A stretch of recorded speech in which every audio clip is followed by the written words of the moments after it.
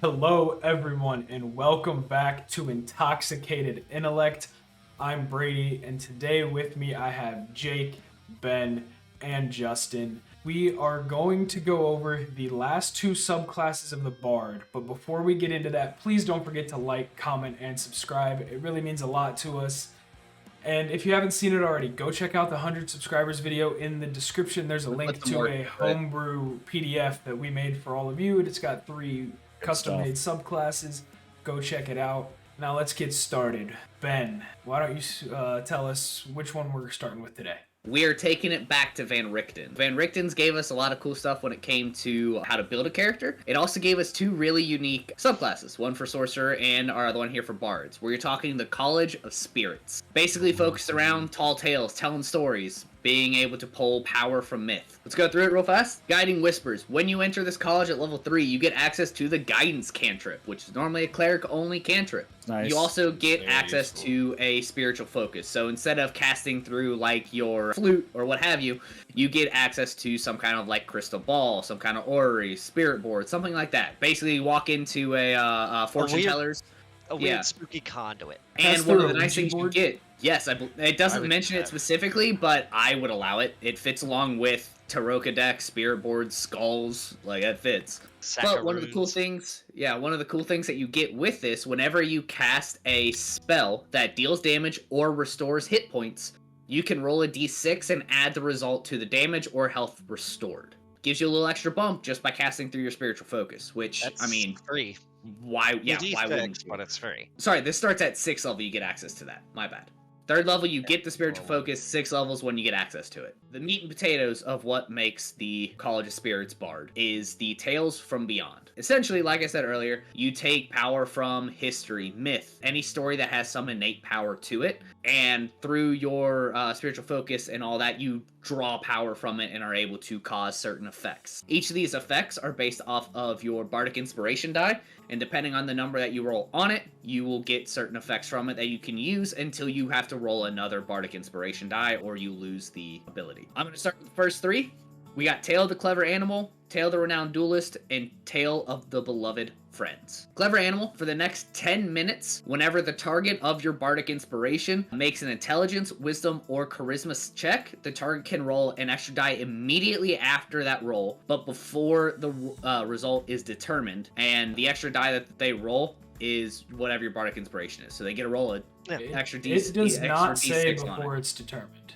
It just says immediately after rolling. Oh, immediate after and the extra die. Okay. The way I read that was before it's determined. But yes, I suppose that is the case. You can figure it out and then roll it out. Then we have Tale of the Renowned Duelist. This one is specific to you. You make a melee spell attack against the target. On a hit, the target takes force damage equal to 2 rolls of your Bardic Inspiration die, plus your Charisma mod. It's not just taking a damage of your Bardic Inspiration. You get to roll it multiple times and stack that damage. That particular one builds as you get better Bardic Inspirations. And then finally, Tale of the Beloved Friends. The target of your Bardic Inspiration and another creature of its choice, it can see within 5 feet, gain temporary hit points equal to a roll of your Bardic Inspiration die plus your Charisma mod. Those are pretty good numbers, really. Right? Like the Renowned Duelist, you can get up to your Bardic Inspiration die that's at the top. That It's a D12. potentially 24 from the Bardic Inspiration die plus the 5 for your Charisma mod.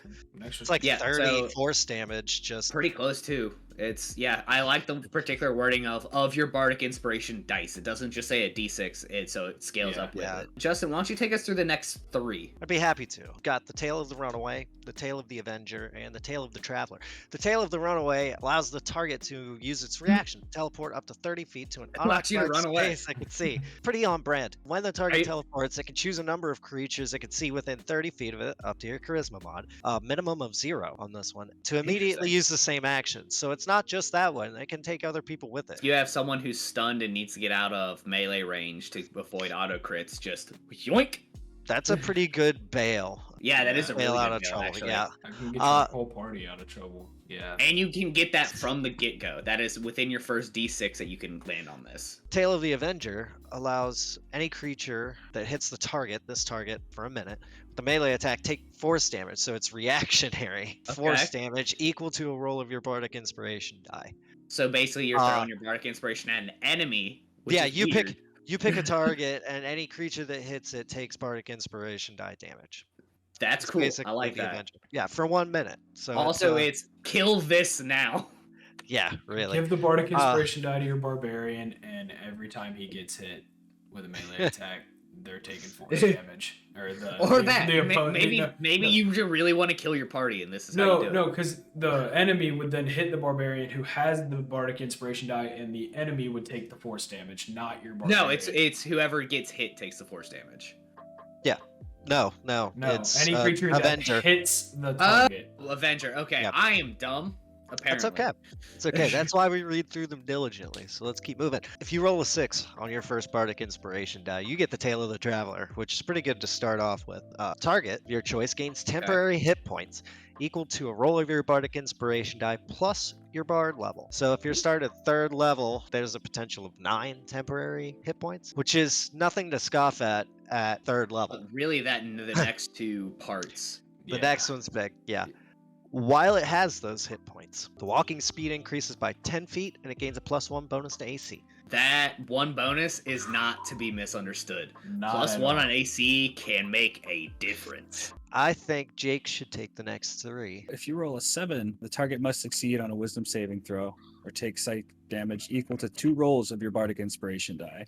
And the target is incapacitated until the end of its next turn. Ooh. Incapacitation on that is powerful. Yeah. Auto crits with melee. Rolling an 8 grants you the Tail of the Phantom. Target becomes invisible until the end of its next turn or until it hits a creature with an attack. If it hits a creature with an attack during this invisibility, creature it hits takes necrotic damage equal to a roll of your Bardic Inspiration die and is frightened of the target until the end of the frightened creature's next turn. That's pretty nice. You throw that at your rogue and let him sneak up on the enemy spellcaster or main tank, let him jump out of the shadow and stab, get a big ass damage boost in, and then they afraid.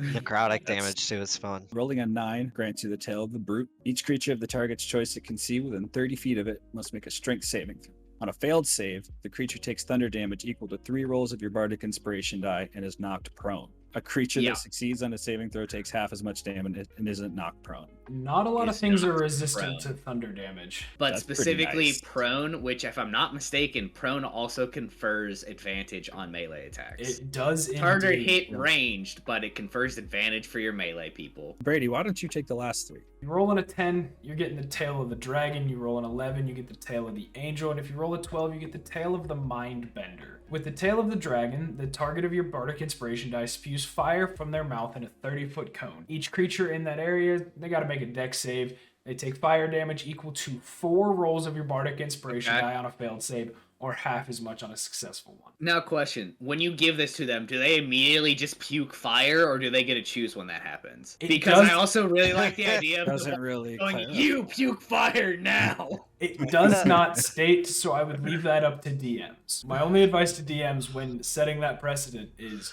whatever you choose first, whether that's they get to choose when they can spew fire, or if they're spewing fire immediately, then is what happens every single time. Set the precedent and stick to it. Yeah. The Tail of the Angel. The target of your Bardic Inspiration die regains hit points equal to 2 rolls of your Bardic Inspiration die plus your Charisma modifier, and you end one condition of them, such as blinded, deafened, paralyzed, petrified, or poisoned. It can only be one of those 5. That's a big pickup off the debuff, though, because petrified is not the easiest thing to remove. I do believe it's a greater restoration, yeah. That's a hefty spell slot. Yeah. And this is a heal and a greater restoration. This is 2-for-1 spell. Yeah. If you roll a 12 on your Bardic Inspiration die, once you're able to get the d12s, you will get the Tail of the Mind Bender. You invoke an incomprehensible fable from an otherworldly being. The target needs to succeed on an intelligence saving throw or take psychic damage equal to 3 rolls of your Bardic Inspiration die and be stunned until the end of its next turn.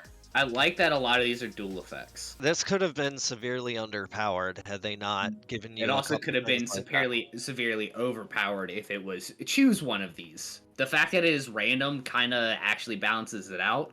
At 6th level, you also get access to something called Spirit Session. On a short or long rest, it's basically a seance. You and a number of other creatures up to your proficiency bonus, including yourself. You do an hour-long ritual with them, and then you can take a free spell from any list that is either Necromancy or Divination. It has to be of a level that you can cast, and it has to be of a level that is equal to or less than the total number of people in that seance. So you can get up to a 6th level Necromancy or divination spell. And then you know that until the next time you do your long rest. Well, I mean, Revivify is Yeah. well within grasp. At 14th level, your Capstone, you gain the ability to roll 2 dice, 2 of your Bardic Inspiration die whenever you decide to roll on the Spirit Tales table. And you get to choose which of those results that you so choose. If you roll the same number, you can ignore. If say you roll 2 6s on your 2 dice, you can take any effect from the table. That's a freebie. That's it. That's whatever what you're you want. talking about, If you Brady. roll doubles. That is the exact way the Wild Magic Sorcerer table rules it. Yep.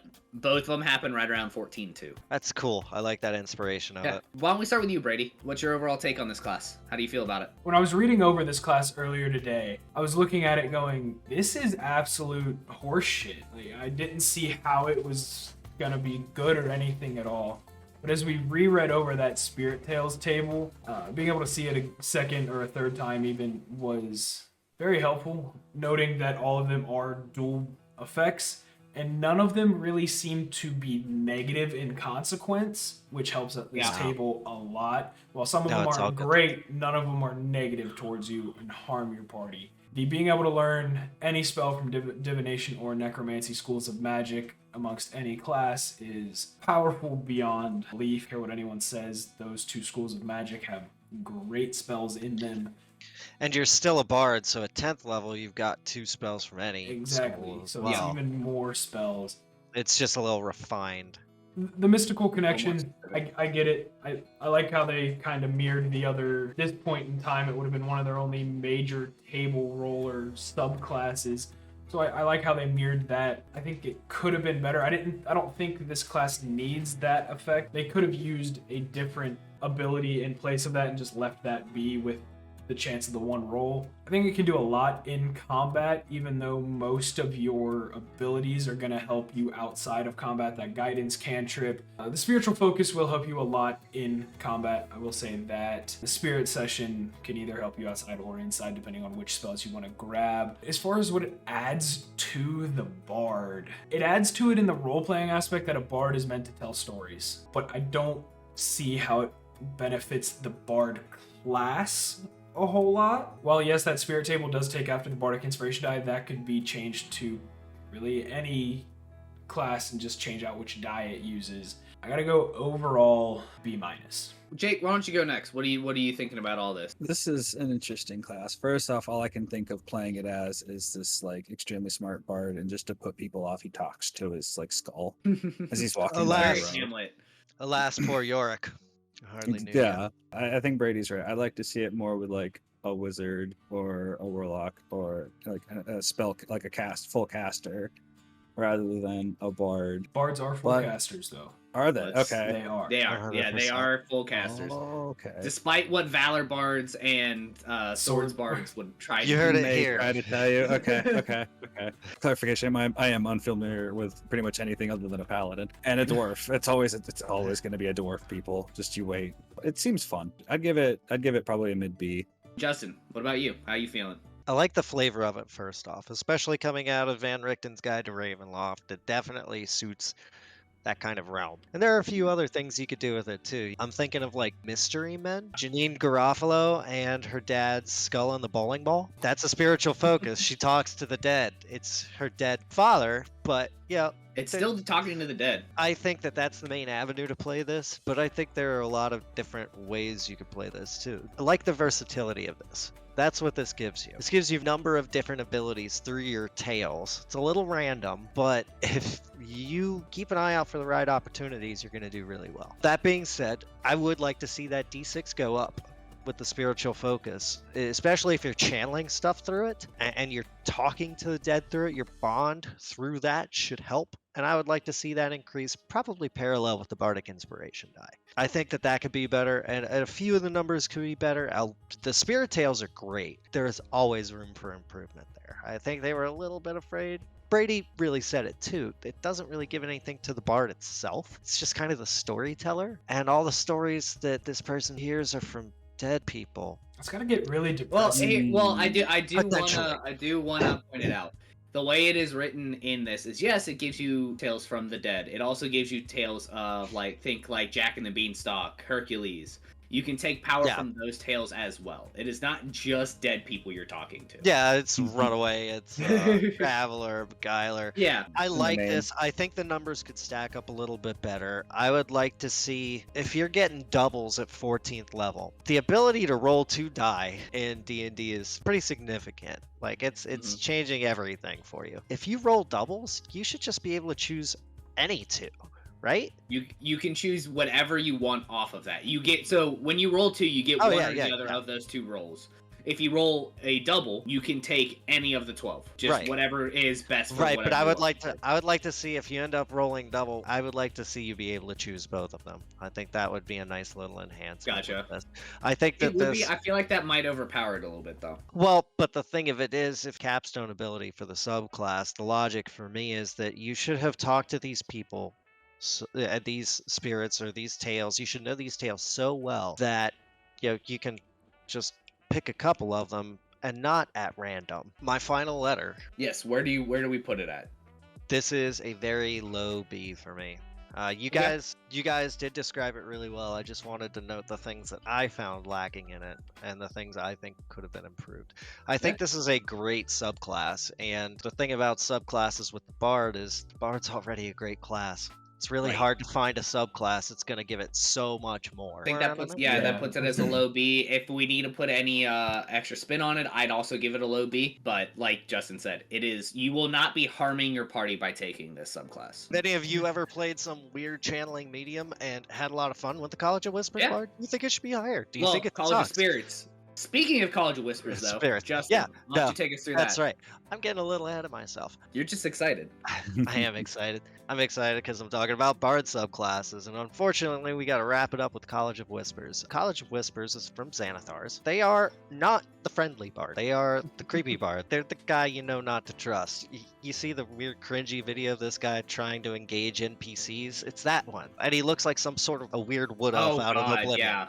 His face is all wrong. When you choose the College of Whispers, and probably choose not to tell anyone else that you've joined the College of Whispers at 3rd level, you gain the ability to make your weapon attacks magically potent and get psychic blades. Hurts people's brains when you strike them with your weapon. When you hit a creature with a weapon attack, you expend the use of Bardic Inspiration, deal 2d6 psychic damage on top of whatever weapon damage. You can do it once per round. That psychic damage increases as you level up in the College of Whispers. 3d6 at 5th, 5d6 at 10th, and 8d6 psychic blades at 15th level for a potential of 42 psychic damage for every one of your weapon attacks. That kind of turns you into a little bit of a striker. There's not a lot of Bard abilities that I'm happy that they didn't use the Bardic Inspiration die to scale it, and this is one of them. I'm glad that they just increased the number of d6s. Also at 3rd level, you learn some bad words. Some terrifying words. Learn to infuse innocent-seeming words with an insidious magic that can inspire terror. Are you the king or queen of passive aggression? This may be for you. If you speak to a humanoid alone for at least 1 minute, you can attempt to seed paranoia and fear into its mind. At the end of the conversation, the target has to succeed on a wisdom saving throw against your spell save DC, or be frightened of you or another creature of your choice. So you can pick another to be frightened of, like that guy over there. He's gonna kick your ass. Gonna beat you into a bloody pulp. It's frightened for an hour.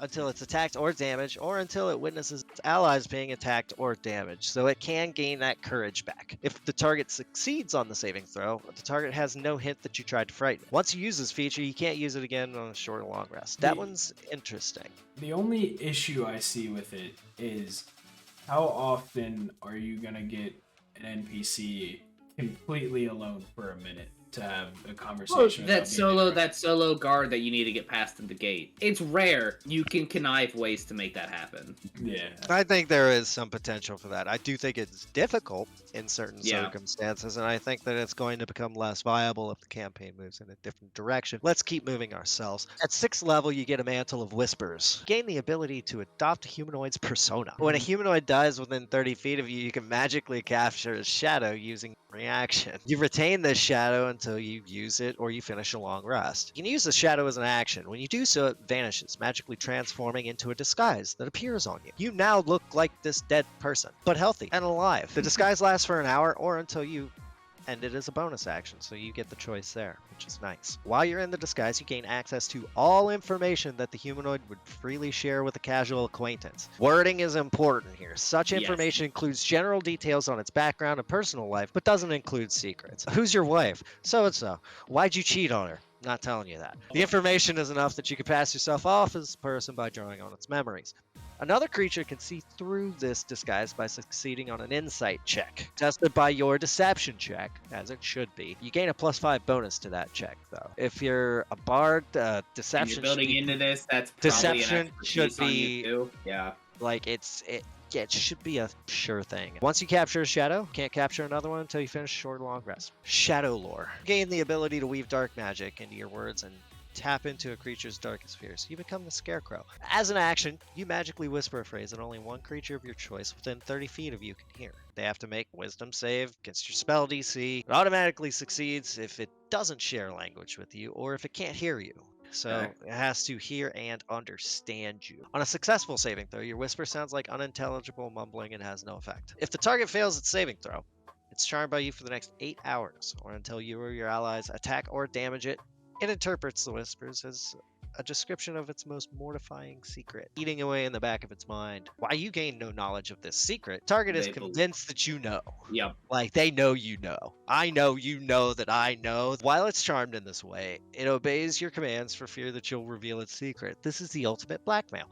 It won't risk its life for you or fight for you unless it was already inclined to do so. It grants you favors and gifts it would offer to a close friend.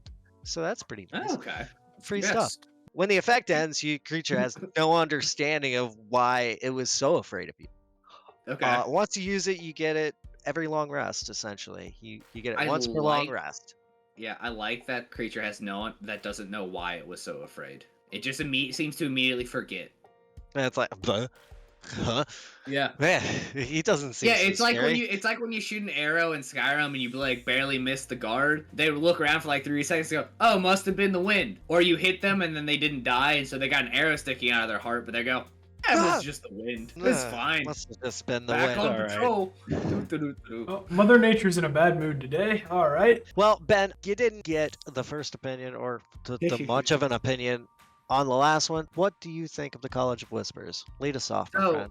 I really like the College of Whispers. Much like the Glamour Bard, though, I feel like this is best used as a DM PC, or if you have a guest spot in your campaign and you want someone to potentially play a, kind of Trojan horse style character, someone that would, turn around and fight the party later. I feel like the College of Whispers is perfect for that. The Psychic Blades, whether you're a player or as a DM, being able to bump that up, like I said, makes you a little bit almost kind of roguey. You get to jump in, stab, leave. It's kind of nice. Words of Terror is really cool, but I think Brady hit the point on the head. It'll be tough to instigate a that length of time solo talking with a NPC, unless you're the DM and you can just make that stuff happen. Hey, can I talk to you for literally 1 minute? I need exactly 1 minute, no less. I need 60 seconds of your time, but no more, no less, though. I need 60 seconds.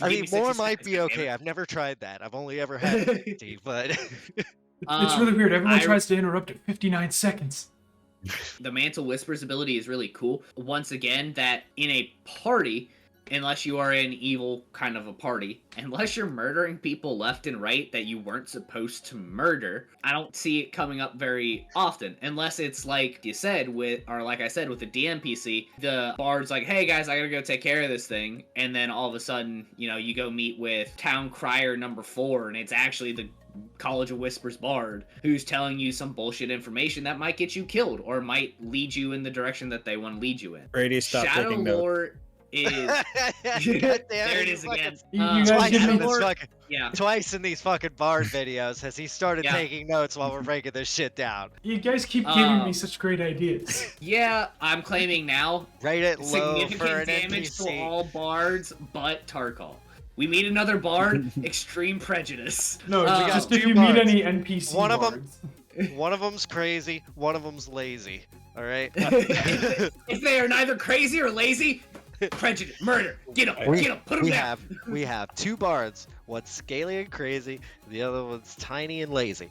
That's it. That's what we've Those got. are the only two ones allowed. If they don't fit under those descriptions, kill. I honestly would put this right at for a player, unless you're in an evil campaign, I would put this as a C. For a DM or your player who's, your one shot, like one couple episode style player that's jumping in and wants to be a Trojan horse style character, I see this as a B+.